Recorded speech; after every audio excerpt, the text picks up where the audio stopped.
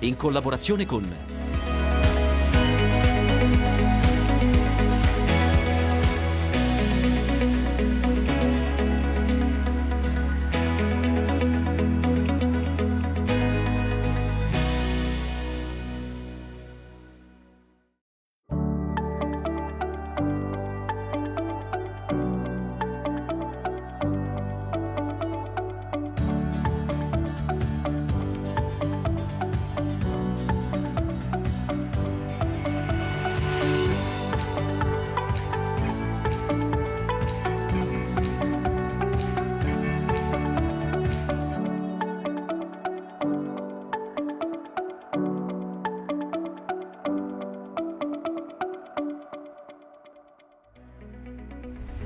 E sono sempre in Val Gardena, a Santa Cristina. Qua alle mie spalle siamo ai margini del paese e poi il Cor Riser. Su di qua ci sono alcuni masi molto antichi. In uno di questi masi ci aspetta la famiglia Paratoni. Perché? Alla fine ci siamo messi d'accordo per farci raccontare alcuni piatti tipici del territorio, ma poi parlerò anche con Klaus. Ce ne parlerà, io cercherò di farveli vedere e li assaggerò per voi. Il nome Emilia è un brand molto appetito da case vinicole di oltreoceano, tant'è che una di queste sta tentando di registrare questo marchio. Ci occuperemo di questo, siamo andati al consorzio del Lambrusco di Modena che sta seguendo questa vicenda. Parleremo anche dell'andamento stagionale della vendemmia dei Lambruschi emiliani. Ci occuperemo anche di un altro problema spinoso, che sono alcune patologie che interessano la vite, che stanno preoccupando i produttori, i viticoltori, che purtroppo in alcuni casi sono costretti a tagliare delle viti.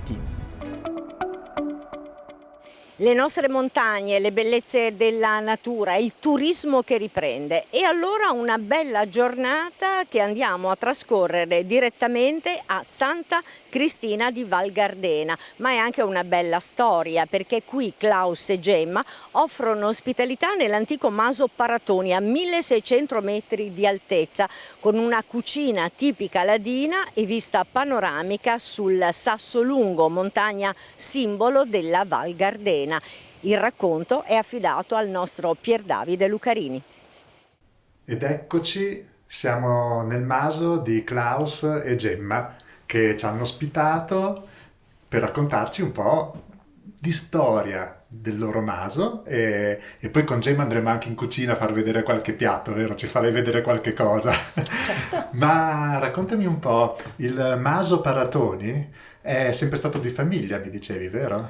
Sì, diciamo da 10 generazioni di famiglia. Mio padre ci è nato e noi abbiamo iniziato a ristrutturarlo nel 2011. È stata una scelta importante perché poi ristrutturare il maso ha comportato anche per voi un po' un cambio di vita, perché facevate entrambi altre cose, vero Gemma, vero Klaus? Facevate altri lavori in definitiva.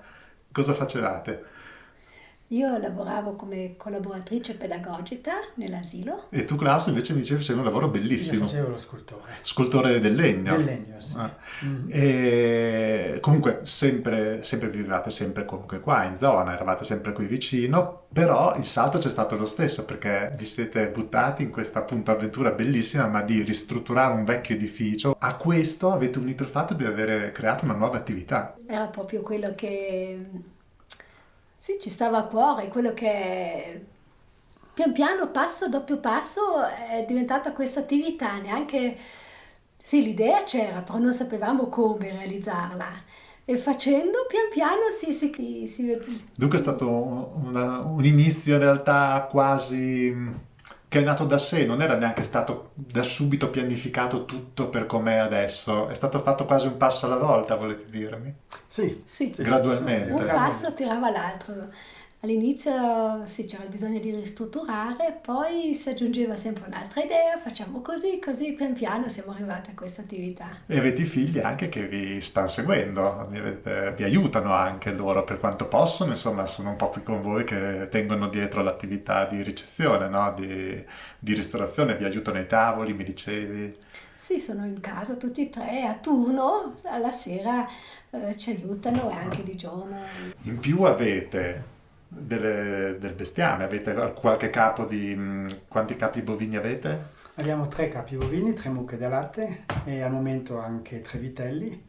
per cui prendiamo il latte, lo centrifughiamo, facciamo il burro, il formaggio. Dunque avete dei Lo prodotti yogurt. vostri e poi avete anche del terreno, immagino, sfalci da fare, Sì, lavoro sì, di... lavorare con la falce qui a casa, poi anche ancora un terreno del vicino, poi andiamo in montagna quando è in agosto a tagliare, abbiamo un pezzo di terreno su. Ho capito. C'è da Sono fare. giornate intense, Sono vero? giornate intense, veramente. Comunque sono convinto che siano piene di soddisfazione, vero? Insomma, lo rifareste? Sì, lo rifaremo. È bello. Sì, è bello. Ok. Sì, sì. Oltretutto mi dicevi che è tutelato, è vincolato questo maso. Sì, è tutto Proprio l'altro. perché è antico, proprio. Sì, è molto antico, è del 1232 ed è Del 1000? 232. Caspita. Sì, quasi 800 anni adesso. Dunque ha una storia veramente. Sì. E però, come dire, negli ultimi secoli, dunque mi dicevi, si sa per certo che questo grande edificio veniva diviso da 4 famiglie, 4 quindi. famiglie, sì, in tutto c'erano 41 persone che abitavano in questa casa. E nel pezzo dove noi abbiamo fatto adesso il piccolo ristorante c'erano 36 persone con 2 famiglie. E ci si scaldava con le stufe che vediamo anche lì alle nostre spalle. Sono queste che davano il calore a questi ambienti nella storia di questi masi. C'erano diverse di queste stufe in questi edifici, una per ogni famiglia. Quante ce n'erano? Sì, una per ogni famiglia. E dunque una di queste stufe scaldava un nucleo familiare. Sì. E scaldava il nucleo familiare nell'ambiente, mi dicevate, della stube, che è equivalente al soggiorno. Al Sì. soggiorno. Il soggiorno. Dunque quando se ne va a dormire in realtà era un ambiente più freddo. Molto più freddo. Mio padre racconta che la mattina c'erano i ghiaccioli nella stanza che venivano giù dal soffitto. Si faceva, era proprio una tradizione fare il pane tutti insieme, tutte le 3 famiglie, e si faceva solamente 2 volte all'anno, si faceva il pane una settimana intera, giorno e notte. Era proprio anche un periodo quando si finiva di fare il pane, si faceva festa, si ballava, si faceva musica.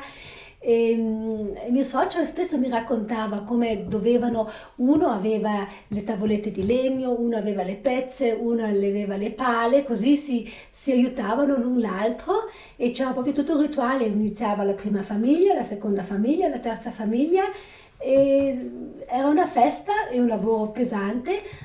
Spesso si chiedevano anche degli aiutanti che venivano proprio a impastare, c'erano gli uomini che impastavano e che sapevano fare questo lavoro, che andavano anche da posto a posto a aiutare a fare il pane. E un altro aneddoto, ad esempio, che mi raccontavi tu, Klaus, era invece sui campi, la gestione del fieno. Sì, perché d'inverno quando il fieno stava finendo si andava su con la slitta in montagna, perché quasi ogni famiglia aveva piccola baita su in montagna con dei prati dove tagliava l'erba, e poi il fieno veniva messo nei fienili e poi d'inverno si andava su con la slitta a prenderlo per le mucche, e molte volte aiutavano anche i vicini e si aiutavano a vicenda. Si prendeva la slitta, si andava su a piedi, si caricava sulla slitta maggior parte delle volte 2 lenzuola piene di fieno e poi si portava giù.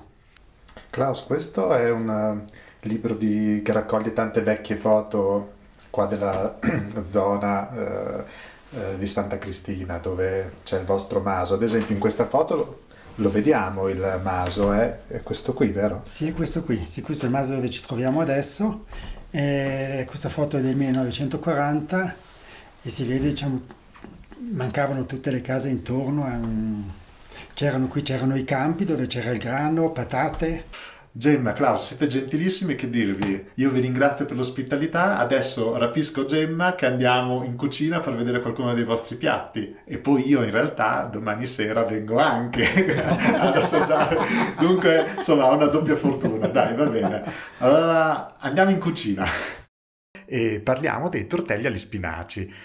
Abbiamo scelto questo piatto sia perché è proprio della tradizione più antica, ma anche perché ha la particolarità di usare non solo spinaci come noi li intendiamo comunemente, ma anche il buon Enrico. Sì.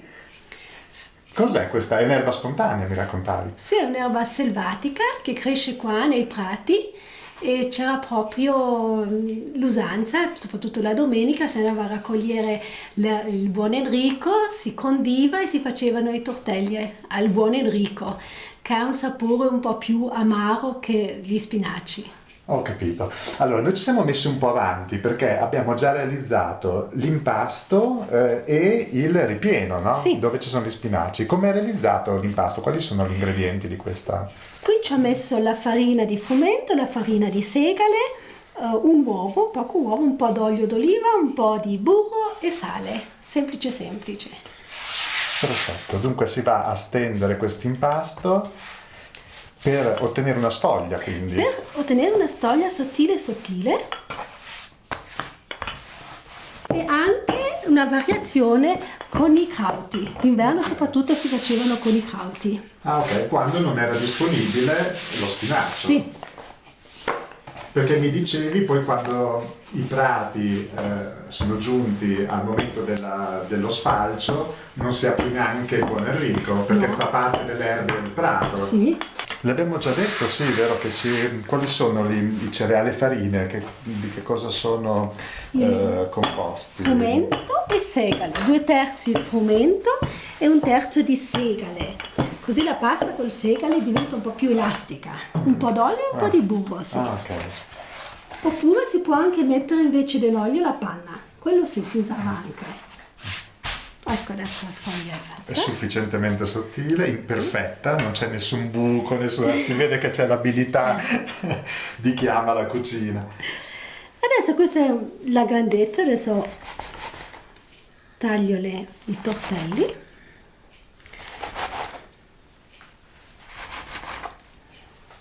Poi so che mia mamma li faceva proprio grandi, grandi. Quindi si sono rimpiccioliti nel tempo.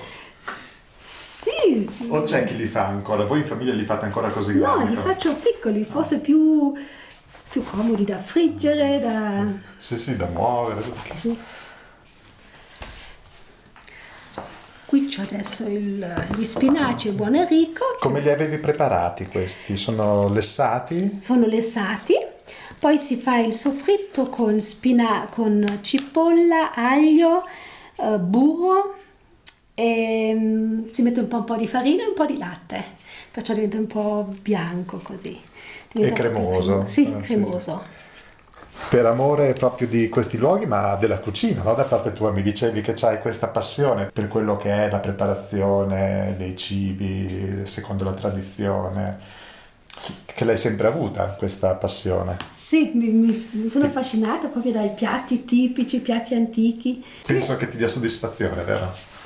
Abbiamo un menù fisso e di regola vedo che va bene, abbiamo uno estivo e uno invernale e proprio abbiamo scelto i piatti più tipici che si preparano d'inverno, quelli estivi e proponiamo quelli, non c'è altro. E adesso i nostri tortelli ho visto che sono pronti, quindi questi sono pronti per essere fritti? Sì, In olio? in olio d'arachidi.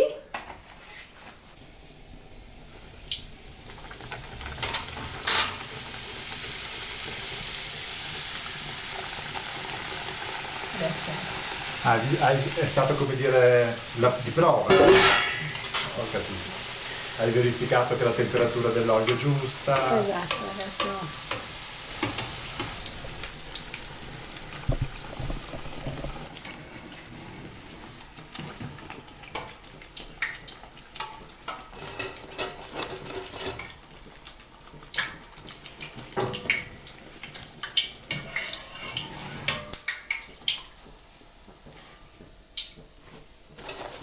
E questi vanno mangiati caldi. caldi, invece. sì. Questi Si sono possono anche mangiare freddi, anche freddi. però caldi sono più croccanti. Ed ecco che abbiamo preparato, pronto per essere mangiato, il tortello di spinaci. Si mangia così con le mani, non si taglia Si con... prende su e si addenta come se fosse da noi nella nostra regione una crescentina. Qua prendi il tortello e lo mangi così, Sì. tal quale. E quando si facevano così grandi come mi raccontavi che venivano fatti una volta, niente, a due mani si prendeva sul tortellone. Sì, si strappavano a pezzetti e si mangiava anche con le mani. Sì. Ok. Infatti tanti lo fanno, noi diamo le posate, però diciamo sempre agli ospiti tradizionalmente viene mangiato con le mani, è più buono. Ok, nessuno come te, adesso me l'assaggio anch'io. Certo. Se vi siete incuriositi, allora aspettateci, perché adesso una piccola pausa, ascoltiamo che cosa ci racconta Claudio Ferri con A Cielo Aperto e poi nella parte finale reincontriamo Gemma in particolare con una ricetta davvero unica, speciale, particolarissima, la giuffa.